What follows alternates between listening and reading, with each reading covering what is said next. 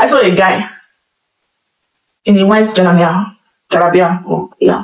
was wearing white, holding a knife so the knife was in his right hand and my own is to the right.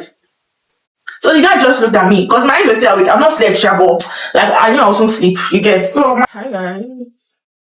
So I want to be sharing a story time of how a thief almost entered into my apartment and stabbed me. So this happened when I was in 100 level in school.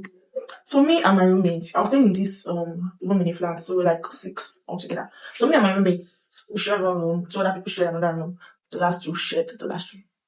So me and my roommates were not really cool. We're just there, we're always having issues, we're always fighting, arguing, because our personalities were just very, very different.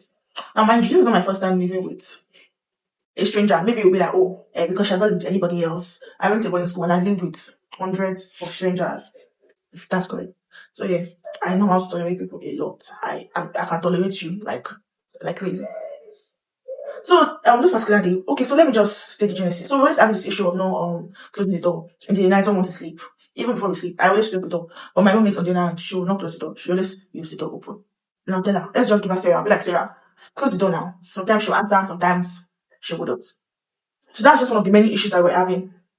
So that particular day, mind you, I'm going to be saying so a lot. I don't know, I'm just used to that word. That particular day, mosquito don't bite in my house. Mind you, we do not have mosquitoes. Like, we barely fit. There's no mosquito. So that particular day, mosquito was just biting me. I don't know. So we have a parlor. If I've not mentioned that, it's a room in a flat, a 3-bedroom flat shared by 6 people. So we have a parlor. Me, I charge my phone in the room. My roommate charges her phone in the parlor. And the reason why is because of our issue. Because I'm not that has extension box. But because we had one issue like that, I don't want to divert too much. So she stopped using my extension box. And there's only one socket you have in that room. So obviously, she doesn't charge there. She charge somewhere else. Mind you, I did not ask her to take it to remove her charger or anything. But yeah, this is what it is. So she started charging the parlor. She was charging the parlor, that kind of thing. So this was the mosquito was just biting me. It was just biting me. So I just woke up what's popping now? Like, what's this? I just woke up. And my bed is very close to the door. Not almost close, but like close. And the extension is like close to the door. It's behind the door. So like the extension is like the bed is close to my bed. I don't know if you understand what I'm saying. Just trying to like this is the door, this is the extension box. Like obviously that's a long wire, very long wire, and this is my bed. So my phone was there, was charging. So I just woke up, mosquito was just biting me. So I was like, okay, you know what? Let me just check my phone because we have light there very well. There was light. So I just carried my phone to that 100%. I just kept my phone beside me since it was already full. And I was just like laying back, maybe open and fall asleep. And the next thing I saw a guy in a white jalabia, was wearing white, holding a knife, because my room is to the left. If you're coming from the parlor, my room is to the left, but if you're coming from the kitchen, my room is to the right. So he was coming from the kitchen, apparently. So the knife was in his right hand, and my room is to the right.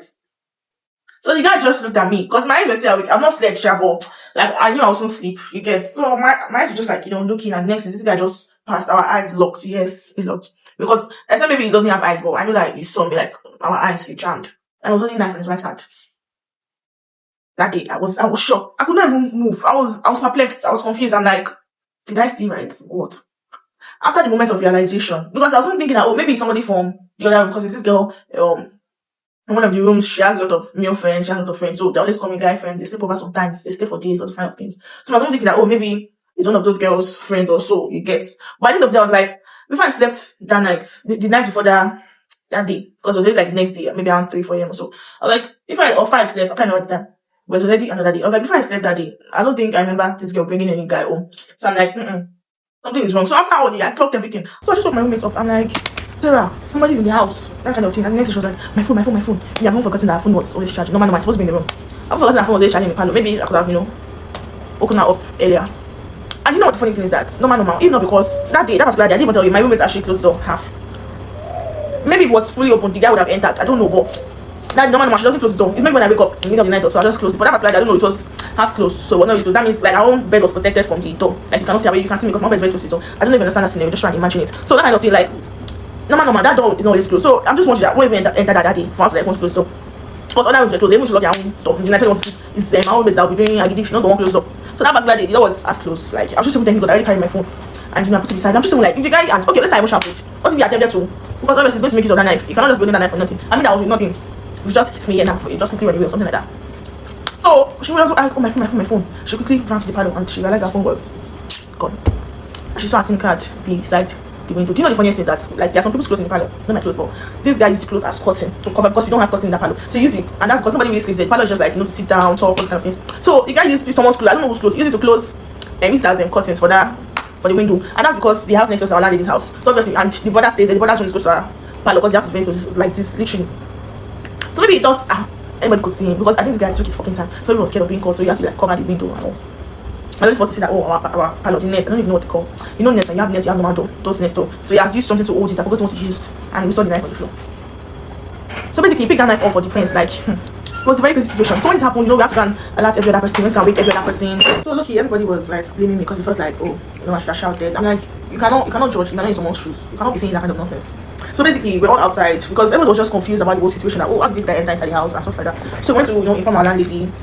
She came outside, she was discussing with us, you know, we're just talking. My roommate, I think she quickly borrowed my phone or so, I don't know. She tried to reach OP and on other bank apps, so she locked her bank app, she get down. So the guy doesn't access it. Like that was the first thing she wanted to do. Because we're just worried that our money and stuff like that, yeah, which is valid. So one of the other girls in the apartment, I think she was like, you know, trying to look around because we're like, where did this guy come from? Obviously it's not from the door. It was when he was going outside, he came from the door. We checked the kitchen too, it's not from the kitchen. So where did you come from?